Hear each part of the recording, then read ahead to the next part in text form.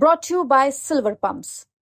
Top quality और consistent performance के लिए सिर्फ सिल्वर पंप नाम याद रखना। मलाडचा मध एरंगल या गावात आपण आलो आहे। मिथुन चक्रवर्ती यांचा एक प्लॉट इथे आहे। हा प्लॉट आपण बघू शकतो की इथे इलिगल कन्स्ट्रक्शन आहे अशा नोटीस जी आहे ती बीएमसी कडनं देण्यात आलेली आहे। बीएमसी असं म्हणणं आहे की खूप ठिकाणी जे ग्लास पॅनल्स आणि एक्सटेन्शन केले गेले आहेत या पूर्ण बंगल्यामध्ये ते इलिगल आहे, म्हणून 7 दिवसाची वेळ मिथुन चक्रवर्ती यांना देण्यात आलेली आहे। त्यांना 14 मेला हा नोटीस पाठवण्यात आला होता आणि त्यांना रिप्लाय करायचा आहे त्या नोटीसला। 2 गाव वलनाई आणि एरंगल इथे जे अनधिकृत बांधकाम आहेत 101 बांधकाम इन टोटल आहे अशा बीएमसीचं म्हणणं आहे। त्यावर कारवाई सुरू आहे। 24 बांधकामावर कारवाई झालेली आहे आणि बाकीचे जे उरलेले आहेत त्यांना नोटीस देण्यात आली। त्यामधला एक जो स्ट्रक्चर आहे तो हा स्ट्रक्चर आहे जिथे ग्लास पॅनल किंवा मेझनाईन फ्लोर स्ट्रक्चर ॲड केले गेलेले आहेत आणि तिथे